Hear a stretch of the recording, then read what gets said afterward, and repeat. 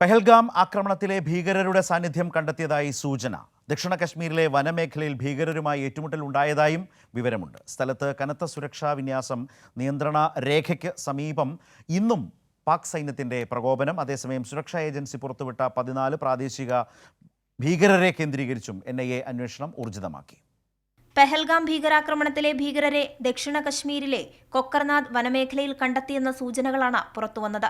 Intelligence വിവരങ്ങളുടെ അടിസ്ഥാനത്തിൽ സൈന്യം നടത്തിയ തെരച്ചിലിൽ 4 സ്ഥലങ്ങളിലായി ഭീകരരുടെ സാന്നിധ്യം കണ്ടെത്തി. ഭീകരരും സുരക്ഷാസേനയും തമ്മിൽ ഏറ്റുമുട്ടലുണ്ടായി. മേഖലയിൽ സൈന്യവും ജമ്മുകാശ്മീർ പോലീസും സംയുക്തമായി തെരച്ചിൽ തുടരുകയാണ്. അതേസമയം അതിർത്തിയിലെ പാക് പ്രകോപനത്തിൽ സൈന്യം തിരിച്ചടിച്ചു.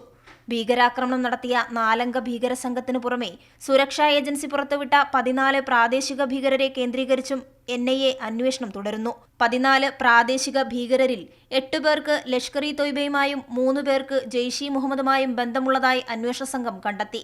3 പേർ ഹിസ്ബുൾ മുജാഹിദിനിൽ നിന്നുള്ളവരാണ്. അതേസമയം ആക്രമണം നടത്തിയ 4 ഭീകരരടങ്ങുന്ന സംഘത്തിലെ 3 പേർ വിദേശികളെ അടക്കം ആക്രമിച്ചിട്ടുള്ളതായും വിവരം ലഭിച്ചിട്ടുണ്ട്.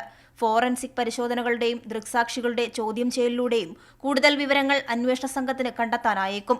പ്രാദേശിക ഫോട്ടോഗ്രാഫർ പകർത്തിയ ദൃശ്യങ്ങളും അന്വേഷണത്തിൽ നിർണായക തെളിവുകളാണ്. പെഹൽഗാം ഭീകരാക്രമണത്തിന്റെ പശ്ചാത്തലത്തിൽ ജമ്മുകാശ്മീരിൽ പ്രത്യേക നിയമസഭാ സമ്മേളനം ചേർന്നു. കൊല്ലപ്പെട്ടവർക്ക് അനുശോചനമറിയിച്ച് ആരംഭിച്ച സമ്മേളനത്തിൽ ജമ്മുകാശ്മീർ ജനതയുടെ സുരക്ഷ സംബന്ധിച്ചും ചർച്ച ചെയ്തു. അതേസമയം ഭീകരാക്രമണത്തിൽ നിഷ്പക്ഷ അന്വേഷണത്തിന് ചൈന പിന്തുണ അറിയിച്ചിട്ടുണ്ട്. സംഭവ വികാസങ്ങൾ സൂക്ഷ്മമായി നിരീക്ഷിച്ചു വരികയാണെന്നും ഇരു രാജ്യങ്ങളും സംയമനം പാലിക്കണമെന്നും ചൈനീസ് വിദേശകാര്യമന്ത്രി അറിയിച്ചു. കൈരളി ന്യൂസ്, ദില്ലി.